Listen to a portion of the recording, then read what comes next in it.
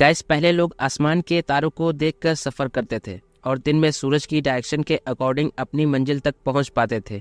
लेकिन आज के दौर में ऐसा कुछ भी नहीं है। हम जब भी सफर करते हैं तो तारों का इस्तेमाल नहीं करते, बल्कि स्पेस में घूमने वाले सैटेलाइट का इस्तेमाल करते हैं।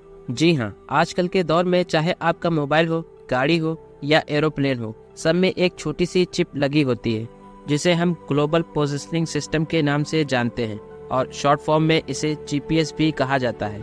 लेकिन आखिर जीपीएस काम कैसे करता है और स्पेस में घूम रहे सैटेलाइट से इस चिप का क्या कनेक्शन है, जो कि चुटकियों में हमारी पिन पॉइंट लोकेशन को बता देती है। चाहे हम समुद्र में हो या रेगिस्तान में या बड़े बड़े जंगलों में, हर जगह हमें तुरंत ट्रैक किया जा सकता है।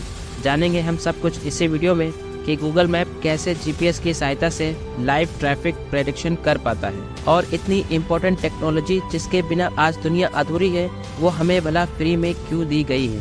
क्या इस टेक्नोलॉजी द्वारा हम पर नजर रखी जाती है या सच में या फ्री ही है?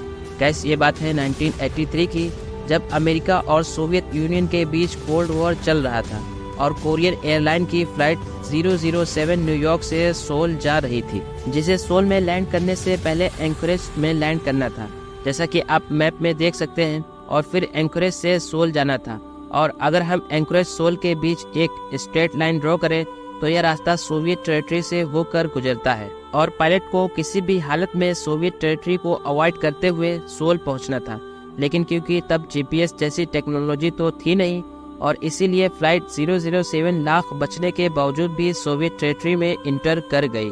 और इधर प्लेन को इंटर करना था कि सोवियत यूनियन को लगा कि यह अमेरिका का जासूस प्लेन है और बिना सोचे समझे सोवियत ने एक मिसाइल प्लेन पर मार दिया, जिससे प्लेन पूरा क्रैश हो गया और समुद्र में जा गिरा, जिससे प्लेन में सवार 269 बेकसूर पैसेंजर मारे गए। अमेरिका किसी की जान तो लौटा नहीं सकता था, लेकिन इस हादसे से अमेरिका बहुत दुखी था, क्योंकि उस समय जीपीएस जैसी टेक्नोलॉजी अमेरिका की आर्मी के पास हुआ करती थी। और इस हादसे के बाद 16 सितंबर 1983 में अमेरिका के प्रेसिडेंट रोनाल्ड रेगन ने जीपीएस को फ्री में पूरी दुनिया को देने का फैसला कर दिया, जिससे आज आप दुनिया के किसी भी कोने से जीपीएस यूज कर सकते हैं, वो भी फ्री।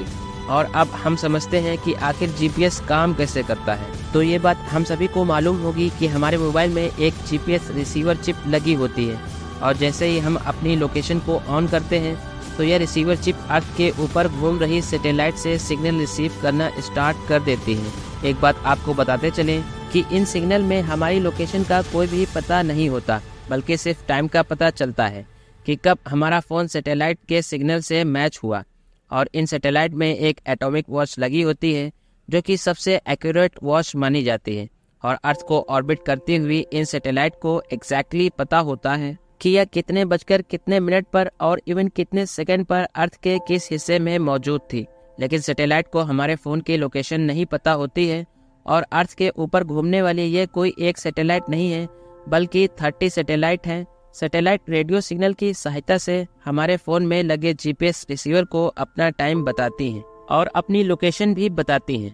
और रेडियो सिग्नल लाइट की स्पीड से ट्रैवल करता है, जो कि हमारे फ़ोन के जीपीएस रिसीवर में रिसीव हो जाता है। और अब आपके माइंड में एक बात आ रही होगी कि सिर्फ सैटेलाइट की लोकेशन और उसका टाइम मालूम होने से हमारी लोकेशन कैसे मालूम पड़ती है। तो सपोज करें कि आप दुबई के बुर्ज खलीफा के पास खड़े हैं और सैटेलाइट ओमान के ऊपर है।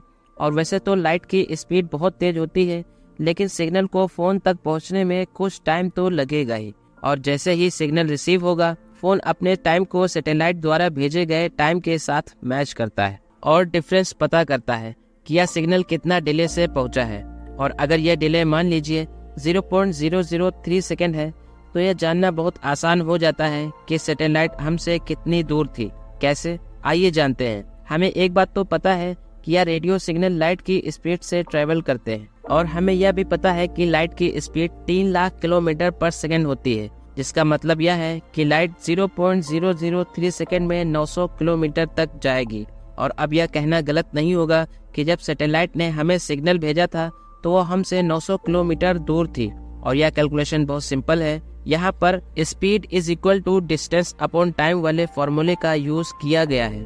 और अब हमारा फ़ोन ओमान से सैटेलाइट की लोकेशन तक 900 किलोमीटर की रेडियस में एक सर्कल बनाता है, जिससे फ़ोन को या तो मालूम पड़ जाता है कि यह इस सर्कल के किसी न किसी कोने पर मौजूद है, लेकिन यह सर्कल बहुत बड़ा है और फ़ोन की एग्जैक्ट लोकेशन जान पाना हमारे लिए पॉसिबल नहीं है।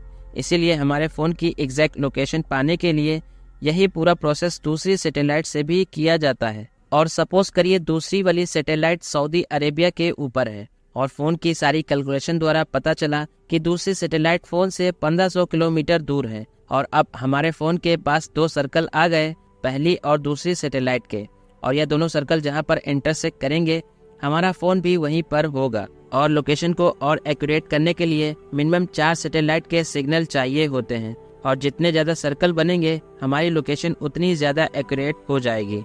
और इस पूरे प्रोसेस में सबसे ज़्यादा इम्पोर्टेंट है टाइम का एक्यूरेट होना, क्योंकि अगर टाइम 1 सेकेंड भी आगे या पीछे हुआ तो लोकेशन में कई किलोमीटर का डिफरेंस आ जाएगा। यही रीज़न है कि अब हमारे फ़ोन का टाइम इंटरनेट के सर्वर से अपडेट होता है ताकि टाइम में कोई चेंजेस ना आए।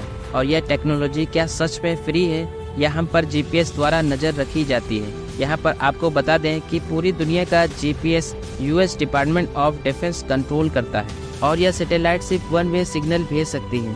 और इन सैटेलाइट को यह भी पता नहीं होता कि इन्हें कब और कौन यूज़ कर रहा है। तो इस बात का तो सवाल ही नहीं उठता कि फ्री सर्विस देकर हम पर नज़र रखी जा रही है। और अगर देखा जाए तो यह सर्विस सिर्फ यूज़र के लिए फ्री है, जबकि मोबाइल मैन्युफैक्चरर कंपनी और एयरलाइंस इंडस्ट्री और ट्रांसपोर्ट सेक्टर से टैक्स लिया जाता है ताकि सैटेलाइट की मेंटेनेंस कॉस्ट को पूरा किया जा सके। और Google map live traffic prediction GPS की सहायता से ही करता है। और गूगल मैप अगर हमारे फ़ोन की लोकेशन ऑन है तो हर समय अंतराल पर उसको अपडेट करता है, जिससे गूगल मैप के एआई बोर्ड को पता चल जाता है कि हम रुके हैं या चल रहे हैं और हमारी स्पीड कितनी है।